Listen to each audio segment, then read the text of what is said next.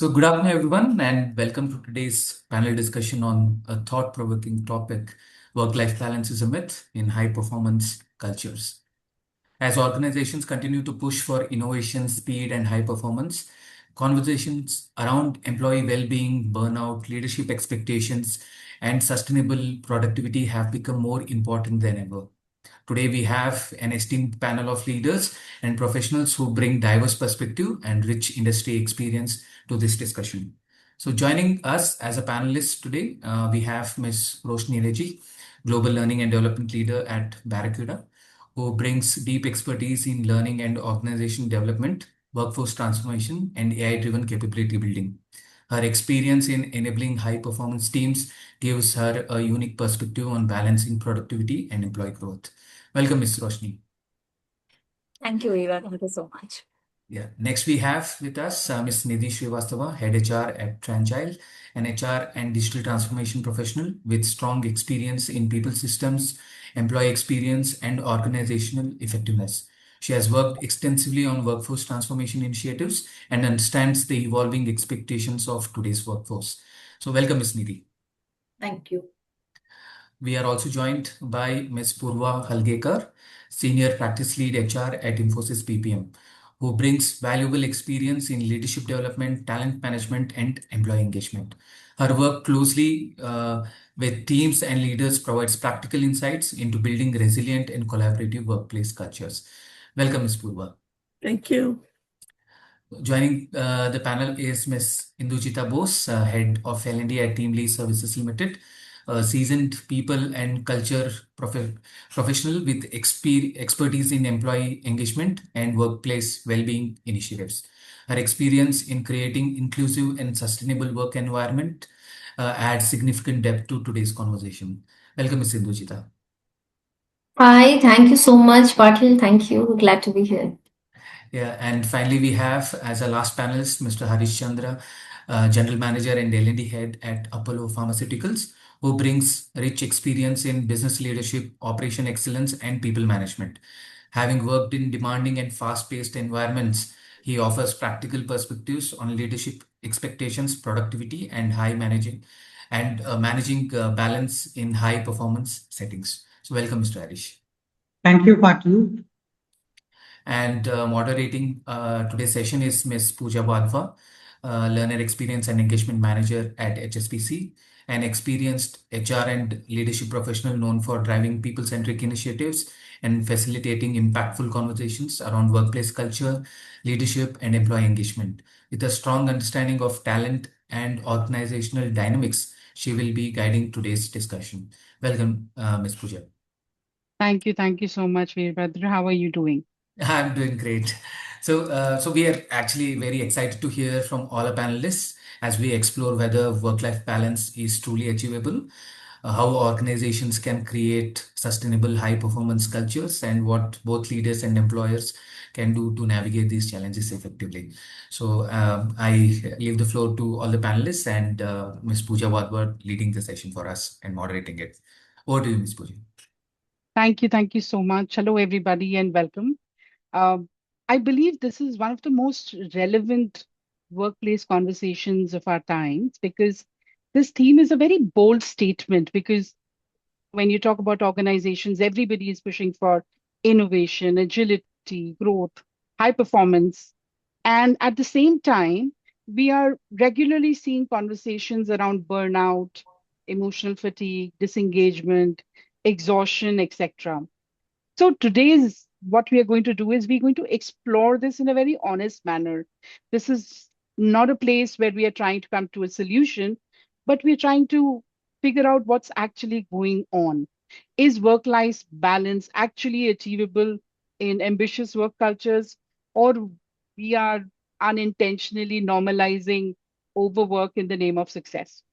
So, just to kind of share the format, how we would go about it, we would start with a rapid fire round. I'm going to ask each one of you one question when all of you can respond very quickly. And then we'll dive a little deeper into a few segments. And finally, we will close it with the audience question and answers. So request everybody to keep it crisp where possible.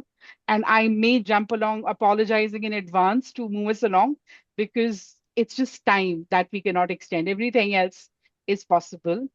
So we'll start with setting the tone, with the rapid fire question. Roshni, in one sentence, do you believe work-life balance is real in high performance cultures? Yes, it is. But yeah, it all depends on the leaders and how the workers take it in. But yes, it's there and it's all along with the hustle. Fabulous. Thank you. Purva, same question, real or myth in high performance cultures? It's real, but it's not one size fits all. It is what matters to each one and how they define their own work-life balance. So you find your Fabulous. balance. Yes, spoken like a true HR leader. Thank you. Harish, what is your one sentence take on this? I always believe that whether if we are in an ideal situation or a realistic situation, if you are in an ideal situation, it is applicable, but realistically it is not. And most of the cases, 10% of the people are in ideal situation, 90% realistically it is not possible. That is what I say. Thanks, appreciate that. Indujita, real or myth and why, if you can share in one line?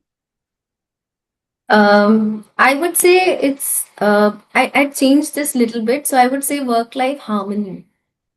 So I would like to say harmony because there are so many factors and balance is overrated. It is always a hedging of what goes first, what goes next. It's all about prioritization. So what would take a further seat right now and what would take a back seat or a lesser priority. That's your judgment, that's your perception, and yeah, I would treat it like that. So it's basically building the harmony around you. Okay, great. Thank you. Thank you for that. And I appreciate your quick responses. A quick follow-up for all of this. What is that one leadership behavior that can unintentionally create burnout? So, Roshni, coming to you from an LNOD lens, what behavior do you see getting reinforced that may lead to Yeah. burnout?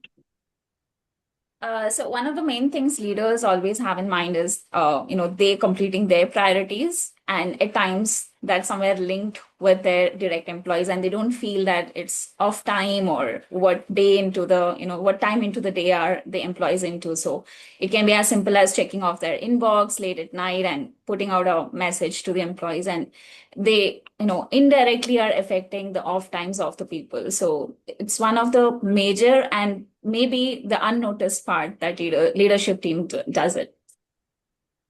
I completely resonate with that. Thank you for bringing. What is the most common, well-intended, but could be harmful behavior that you may have noticed? When there is incoherence in what the leader says and what the leader does. So we say take care of yourself, prioritize self-care, but we reward actions such as instant reply to a late night email or availability. When you are available, we reward those behaviors. So you subtly send signals that I appreciate this and maybe keep doing this. However, I keep saying that as a leader, take care of yourself, prioritize. So that incoherence is harmful. Absolutely, I get you what you're saying. Thank you. Thank you for bringing that out.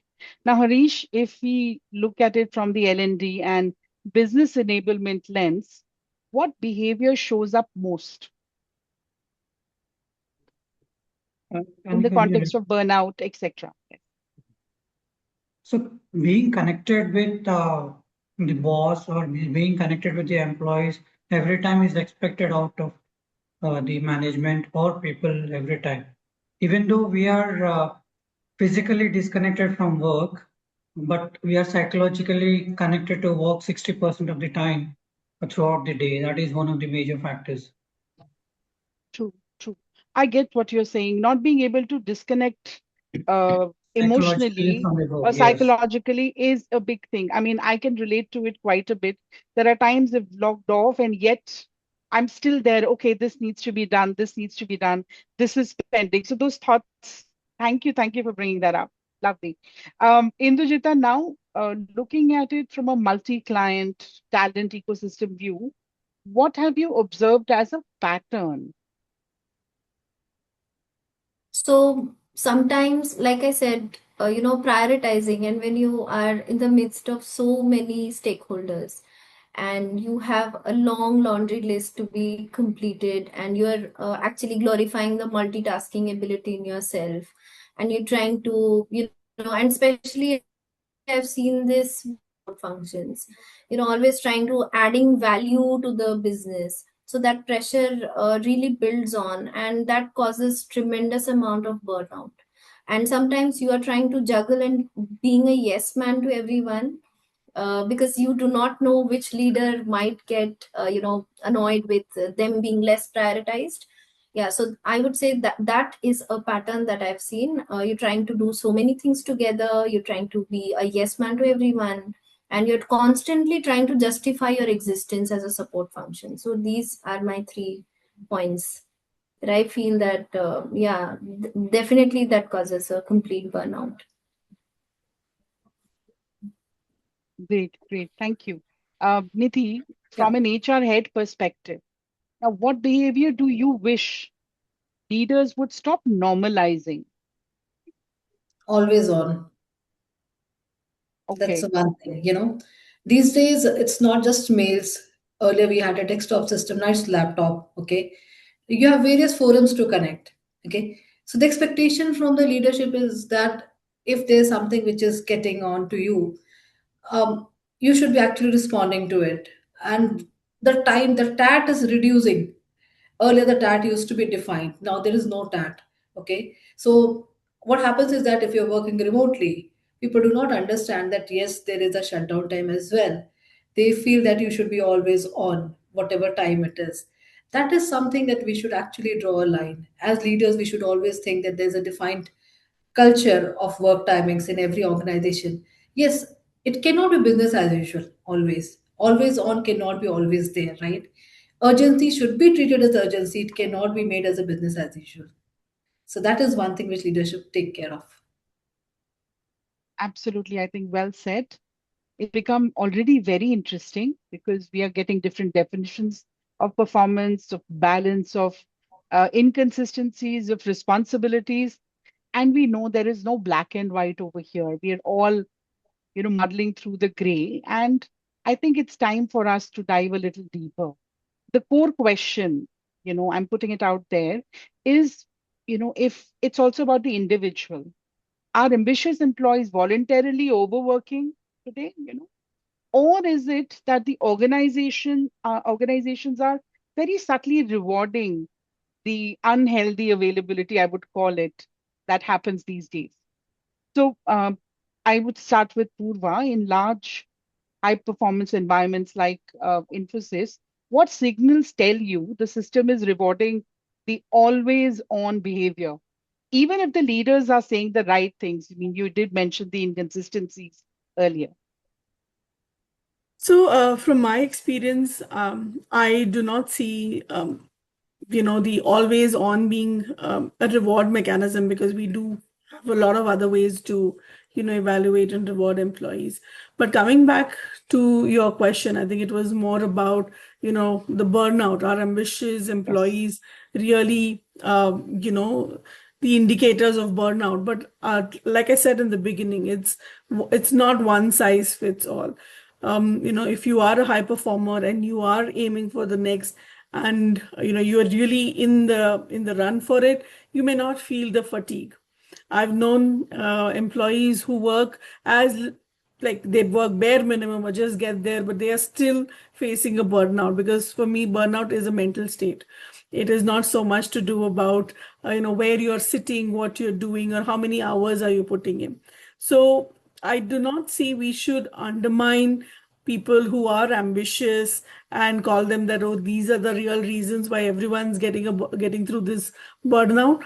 But I do see that, we really need to get to the depth of it and figure out, what are those things that are really playing, which are causing burnout for each of these employees. Is it just work alone? Is it the way they feel?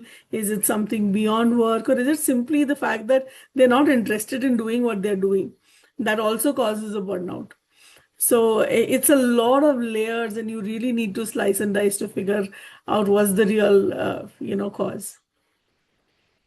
Thank you, Purva. And I just like to quickly follow this up while we're talking about the fact that there needs to be a lot of deep diving to be done to be able to actually understand why of the burnout.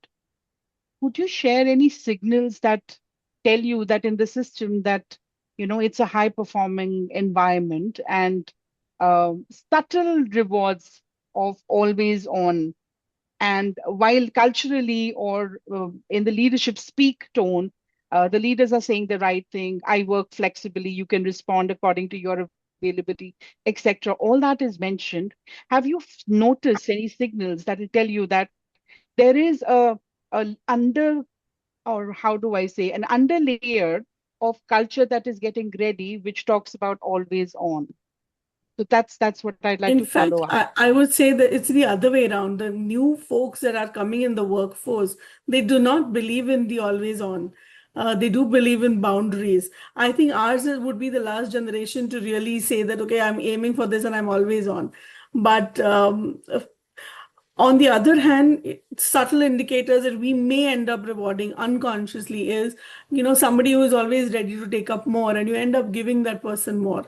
And you go with and because of the number of years you worked with the person, there is this comfort that you assume they'll come back to you if they can't do it, or it's something that doesn't interest them anymore. So those could be those very unconscious, subtle things you say or do, like, would you do this? Sometimes it's not even a would you, that just pick this up and run with it, at times at a leadership level.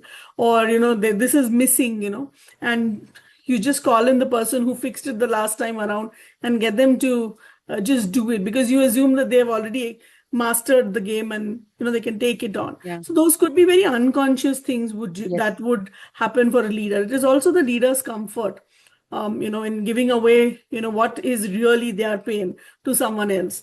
Having that comfort to just give it back to the same person over and over again could happen. That is a possibility.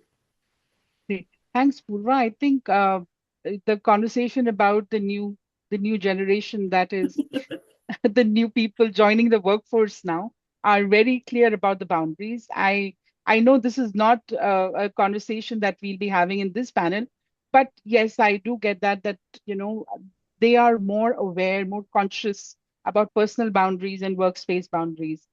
So I think this entire conversation is for the generation which is not there yet and still Yeah. are ready to take up whatever it is, and thus the burnout applies to us most. Yes, great, thanks for bringing that Time up. we learn from them. I've had Yes, people reporting to me and saying that it's my time off, Purva, maybe take it tomorrow.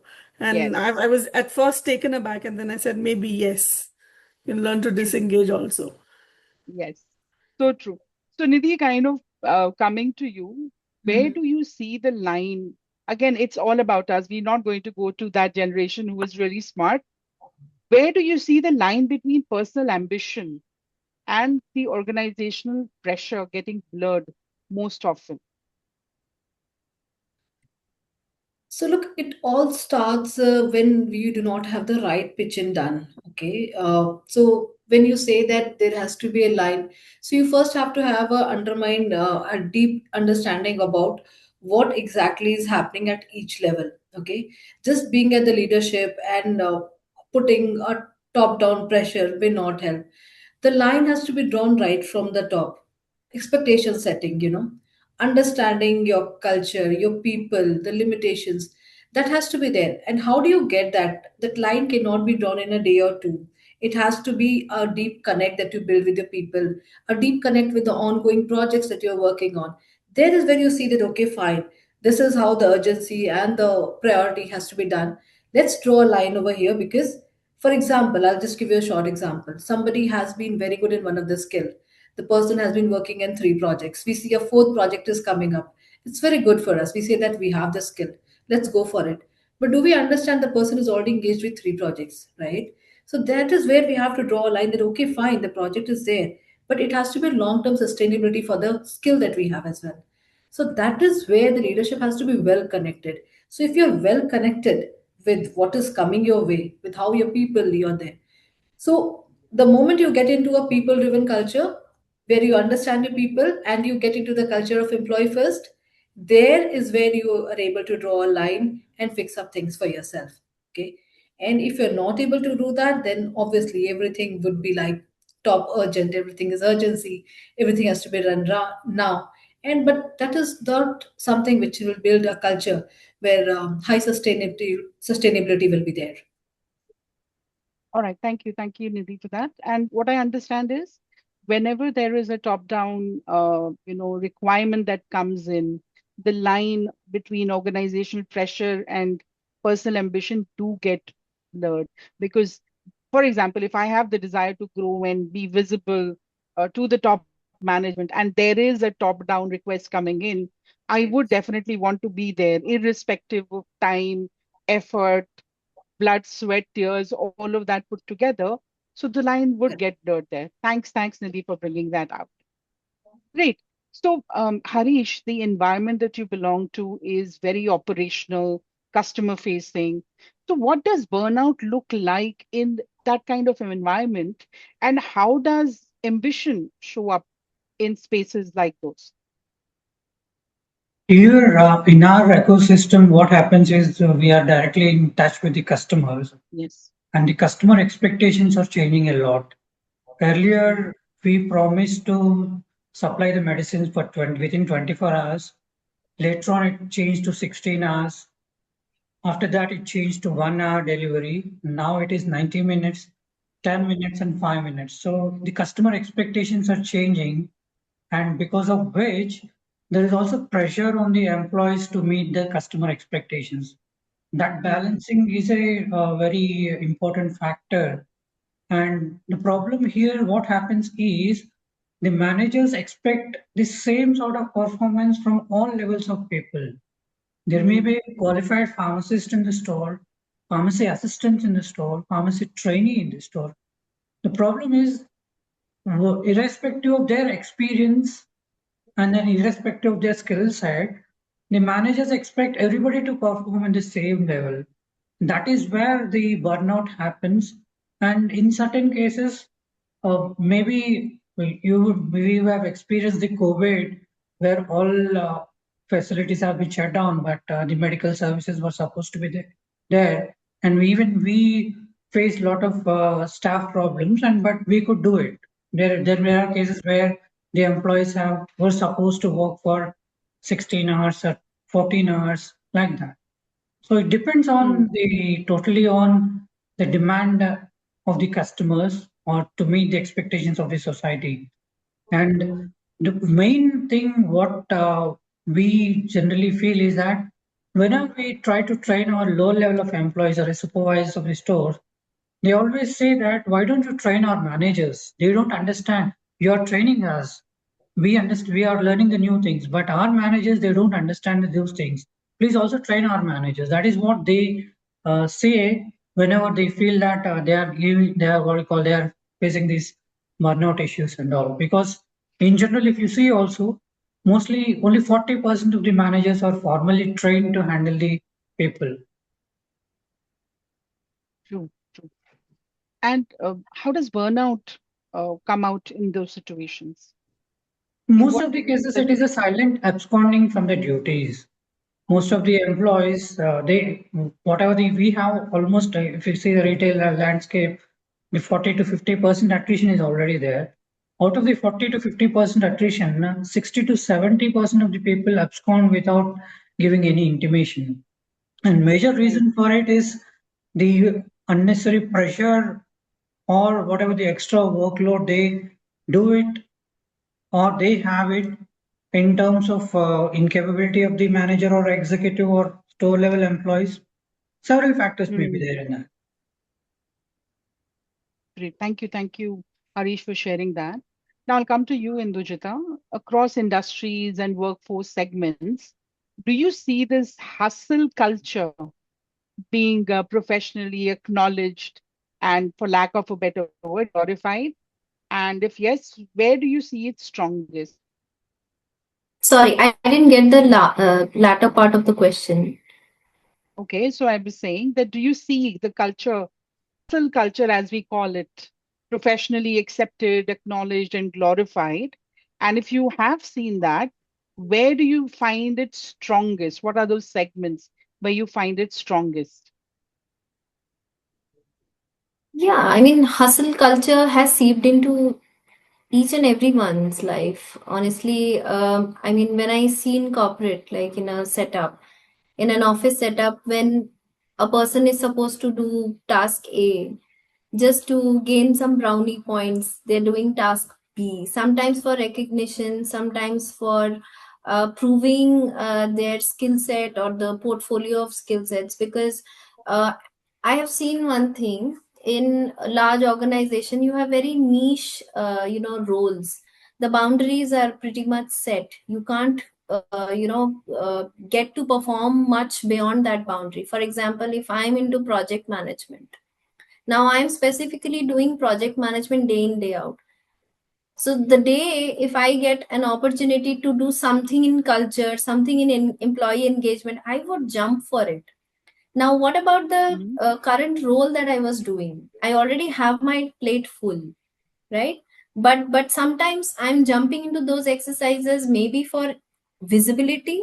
Sometimes I'm doing it for creating my own belongingness with the organization, or maybe sometimes just for a brownie point, that that column in your performance where you took what initiatives did you take, Initially. outside your role.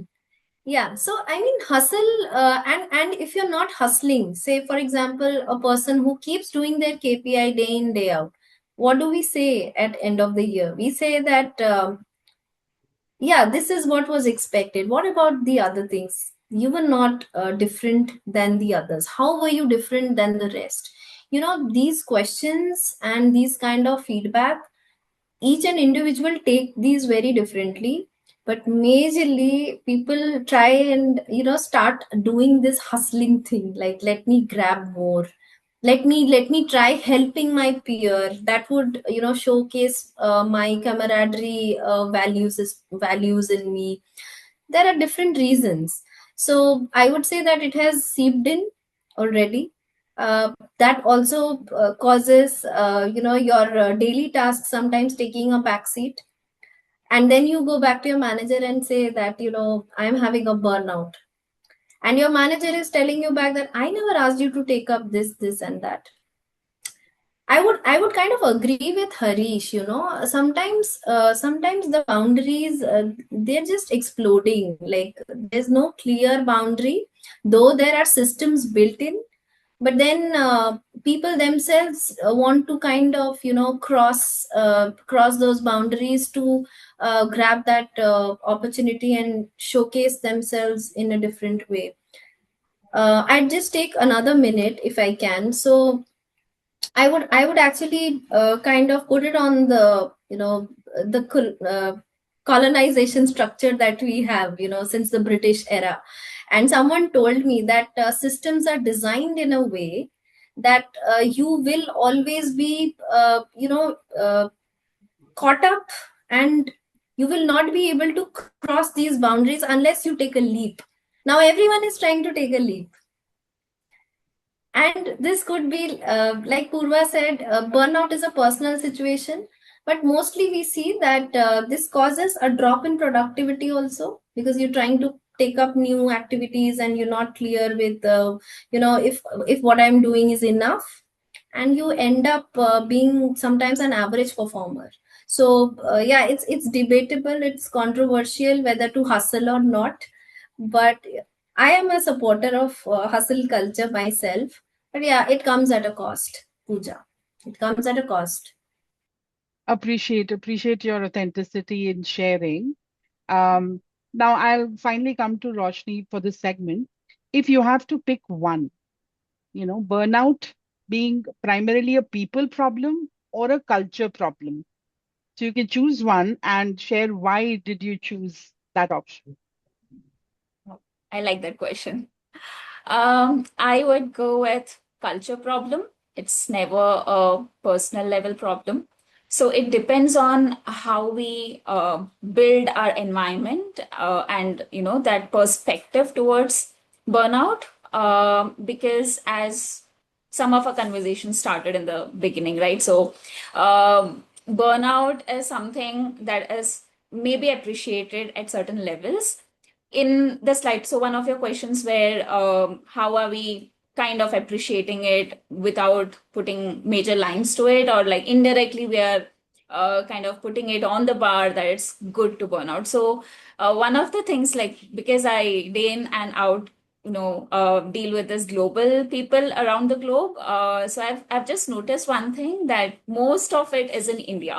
So I don't know if we can just generalize it, but our country is somewhere finding privilege, we can say, when we say that we work till late night this time, or we have and it can be just a coffee break, it can be just sitting across a table and just having a chat, that we had done some extra work or we sat extra hours, and the perspective of that is taken as, okay, wow, you did it, that's great. So that slightest of the things is what makes a difference. And so that's what the culture I was it's a culture problem. Same time, if we say something in across the globe, in other continents or other countries, I've seen people where even sitting 1 hour extra, they might be like, oh, why are you in work, it's already time, you can just log off. So that mindset is what is making the difference, I feel. So obviously it's a culture problem. It's not a personal level problem. We as a person just try to match the culture, is what I feel. So yeah, that should be the answer. Can Roshni, I give you an example here? yes, please. So, for example, the people of our the female staff, some of the female staff, they are ready to open the store at 7 o'clock in Telangana and AP district, AP districts of Telangana and AP. But the same when it applies to people of Kerala, Kerala female employees, they don't work after 8 o'clock. After 8 o'clock, they said we are going off because it is a cultural change, or the culture of Kerala is different, culture of AP and Telangana is different. So it all depends on the both the motivation levels of the employee and also on the culture. Yes, thank you. Sure. Yes, absolutely. Yes, Indujita, I think you wanted to say something. Yeah, the joke that goes on, in the circle that in India or in the South Asian countries, if you want a break, you want to take a leave, you have to sometimes kill someone. Someone died at my place. And that's how you can't just say today I'm not feeling my 100% and I'm not willing to come at work. Now it is a real situation. Say a person who's actually going through a burnout and has proper intense symptoms and can't be at work, and they don't have fever, they don't have a fractured arm, but yeah, they're not feeling mentally right there, they can't function, they come to office and they just be like there, but they can't take that leave on that day. It has to be a proper sick leave or it has to be a planned vacation. So these kind of resets, I mean, coming to the serious part of it, so reset, rejuvenation are part of performance. They should not be treated like someone is not serious, and that's I think what Roshni and Harish are trying to say. There has to be a paradigm shift in the mindset, and that kind of trickles down to the culture part of it. Yes. Yes, please, Roshni, go ahead.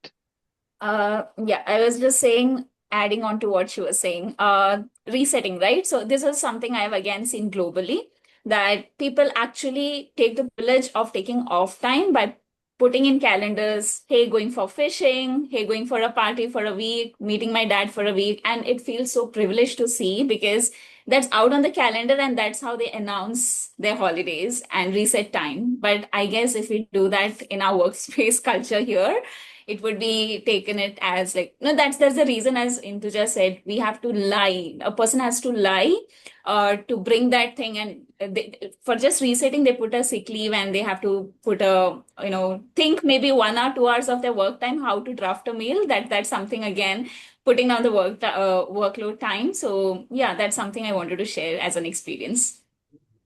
Absolutely. And I have also, sorry, Purva, yes, I just saw your hand. Yes, please. Yeah, so I was taking in a lot that's being said. Um, in my view, culture is nothing more than what people experience on a day-on-day basis, and they're all the shared experiences they bring to work. And when we speak about burnout, or when we speak about why do I have to really justify my time off, or if I'm not really feeling great about myself, I just want to maybe disengage. It all depends on how we are bringing this in our daily work experiences. If this behavior we reward, that you're always there, then that becomes a culture. If you can't take a day off, because the moment you do, that opportunity is gone off, and so you always are running in this fear of missing out, and you don't want to take time off, or you just want to show up, because if you don't show up, or if there are not so many warm bodies on the floor, you will be you won't be noticed as much. So I think that's a lot of shared experiences, and that brings the whole workplace culture together.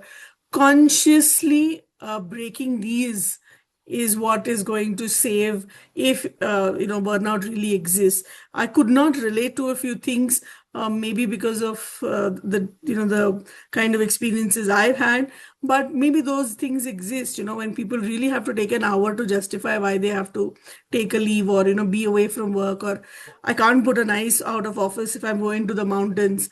So maybe those are realities. So breaking that myth of being available, being there, and really decoding what it means to have a great workplace culture. I think beyond that, burnout is very personal otherwise, if still it exists. Very interesting. I am enjoying this conversation quite a lot. Um, in fact, I'm not so much burnout, but culture of being available all the time.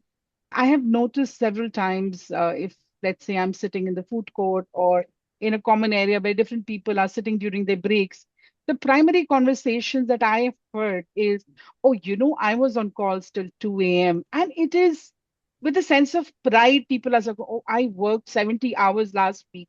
So, and they speak with so much of pride. So I think it's become this, I don't know what to call it, what kind of circle, but yeah, people are also taking pride in doing that.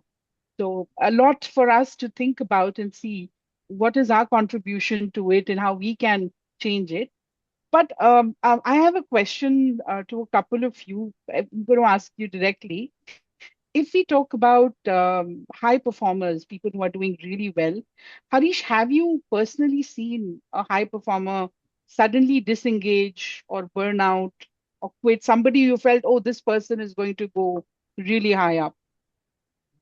Yes, sir. Several cases we have seen where it all boils down to what is called the favoritism of the manager or a cluster executive or somebody else, where the person who is close to them and who is easily available throughout the day is rewarded, and then actual performer is kept aside, and these people stay quiet, and then they get disengaged, and slowly over a period of time, they look out for other options.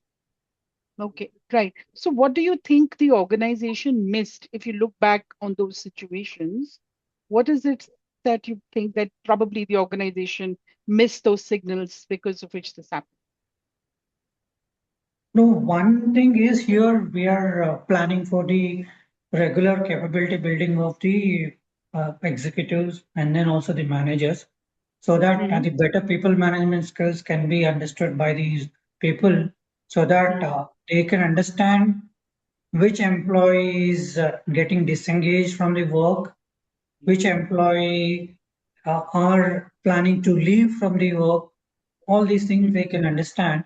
So that's why we are we are continuously working on it, where we are increasing the capability of the managers to handle the people or people management skills we are employing.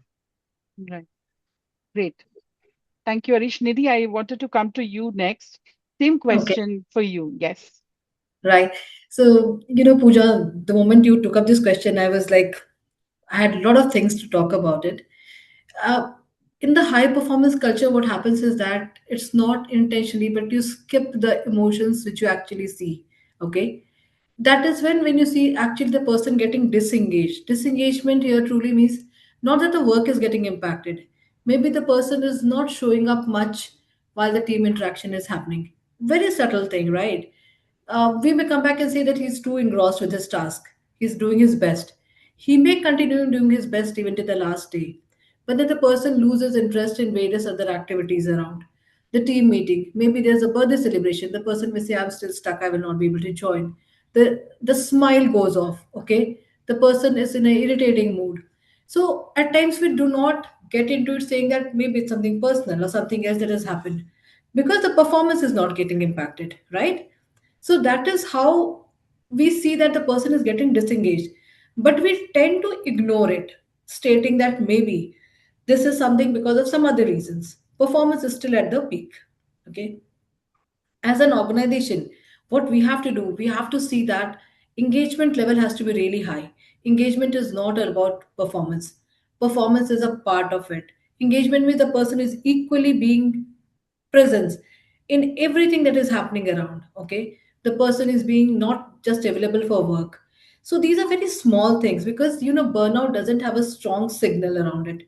There's small trifles that you can notice, the changes. Maybe the person is just walking across the corridor and he is on his own. He doesn't even notice that you're passing by. You may just quickly want to check back, hey, what happened today? We crossed and you did not even greet each other. These small things will actually let the person know, okay, I'm being noticed.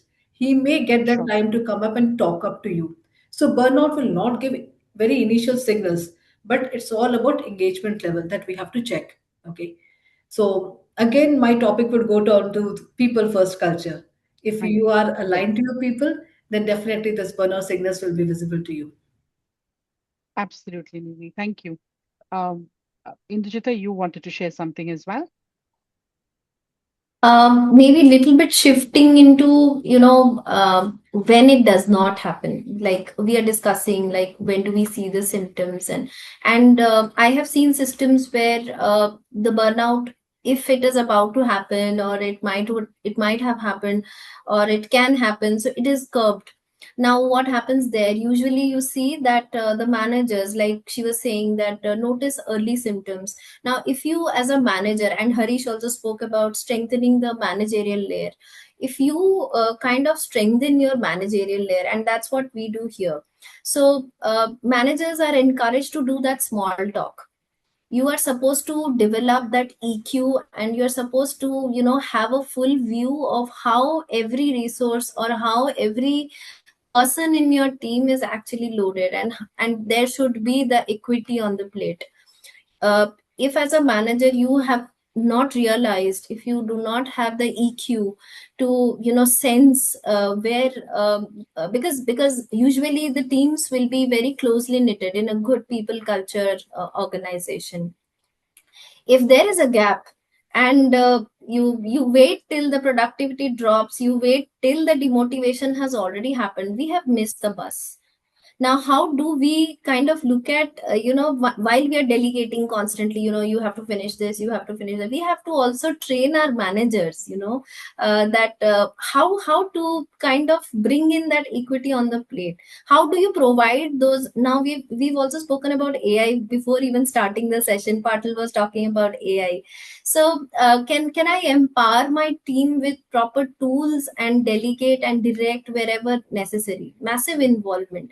So these are places where you can actually curb, and I think again it boils down to culture. Absolutely with Nidhi on this. If there is no Got it. open culture, if there are boundaries, it will hamper, it will create those symptoms. Thank you, Indujita. The point that got responded very early in the conversation is that yes, signals are missed out, because of which we, as you mentioned, Indujita, you've missed the bus if you've not paid attention to the signals that are there. and it may lead to quite a bit of loss for the organization. Dr. Harish, you wanted to add something? Yeah, actually, being a front-end facing, customer-facing organization, and then most of the employees are what do you call graduates, undergraduates, and then the trainees.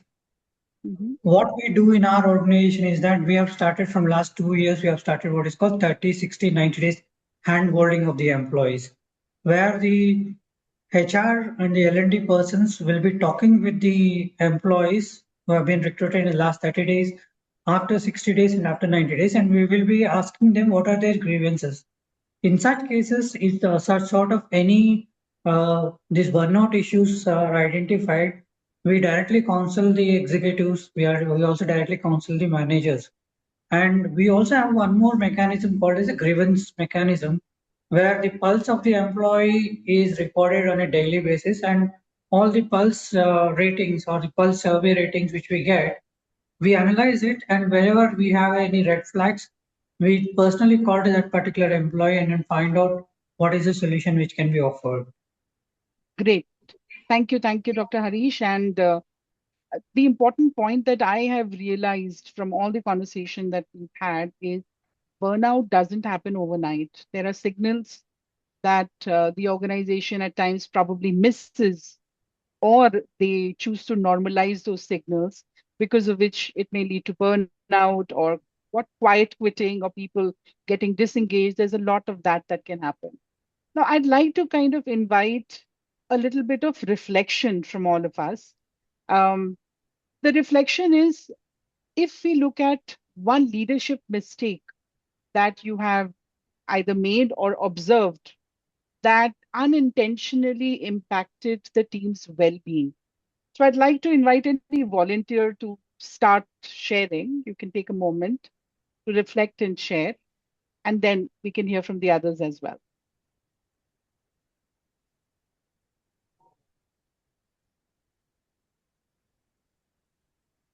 Okay, so Pooja, I would want to add over here.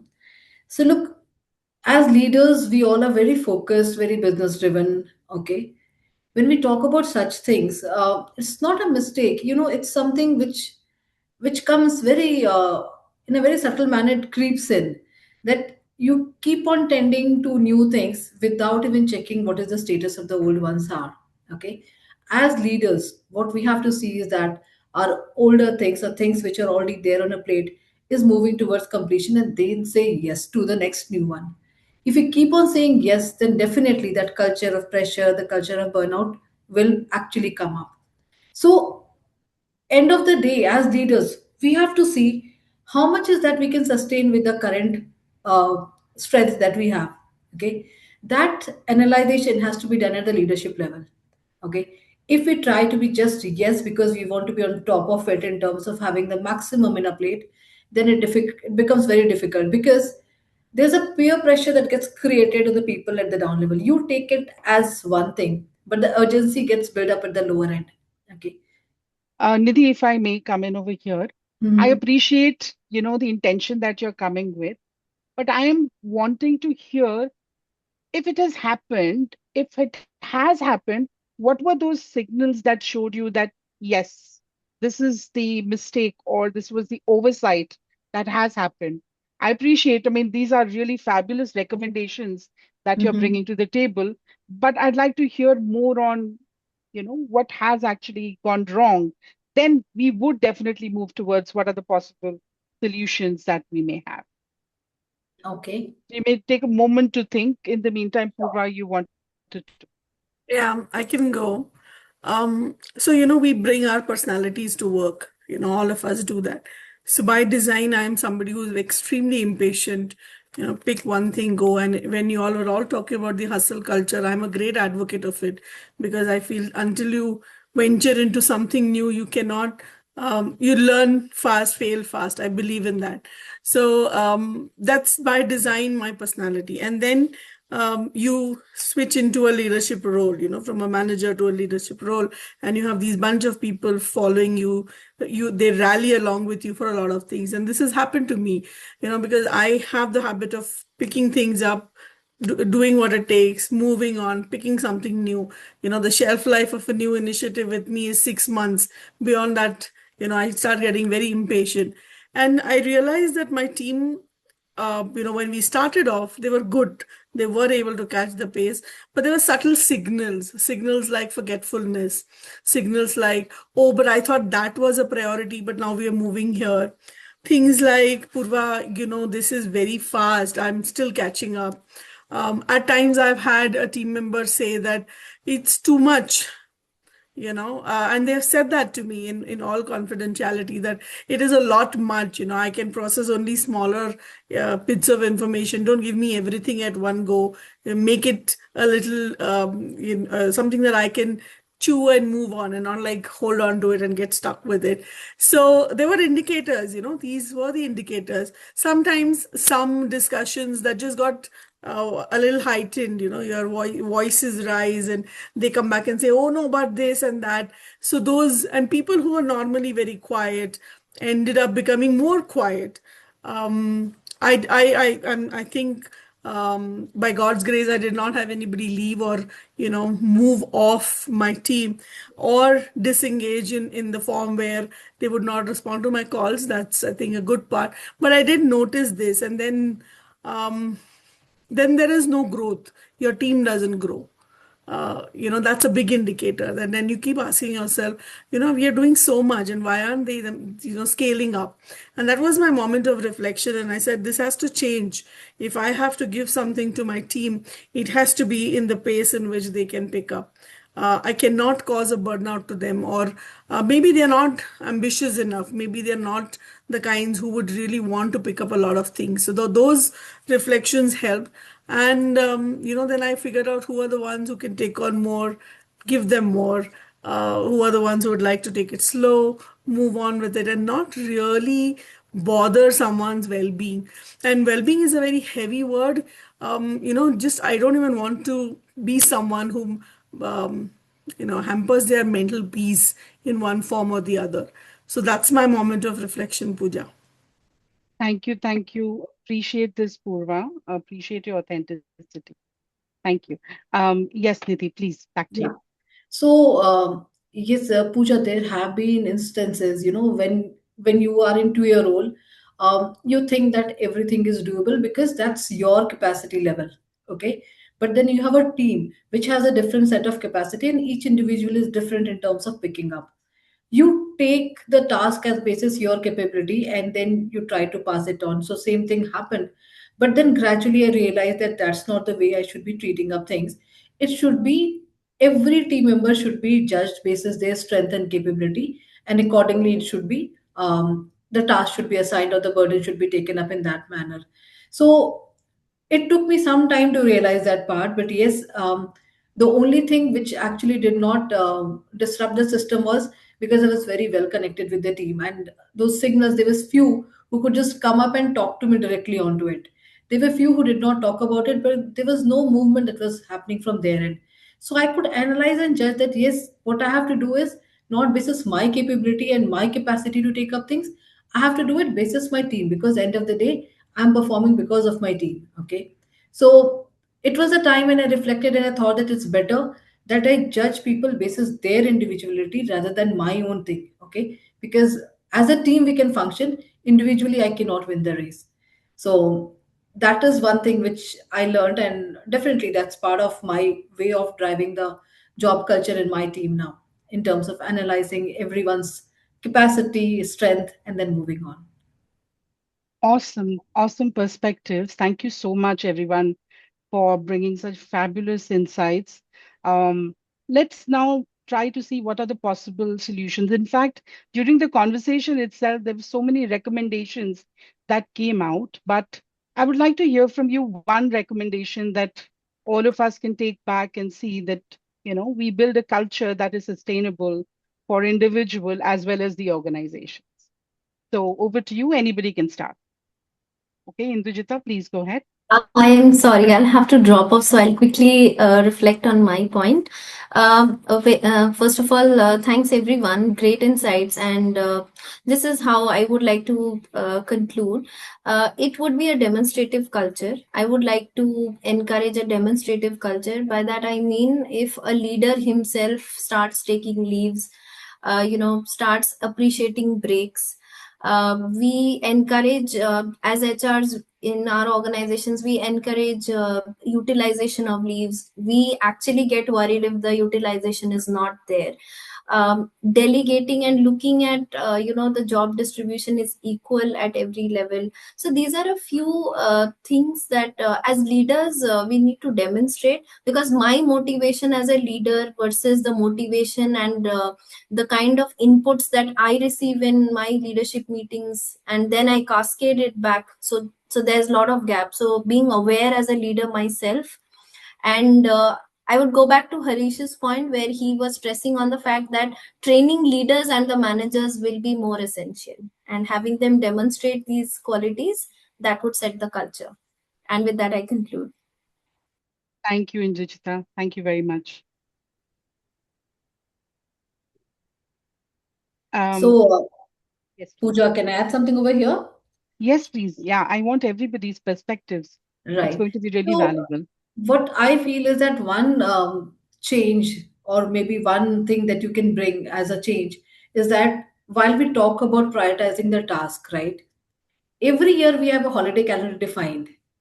We should sit back with the team and planning their holidays and leaves as well, stating that okay, fine, because everyone cannot be present. Which part of year is that you want to take off? Okay, you have to do that planning for your team as well. Just work planning doesn't help, because that way you will get to know, okay, during November there are a lot of festivals. One of my team member has to go to their hometown. Okay, this time rest of the team members will be there.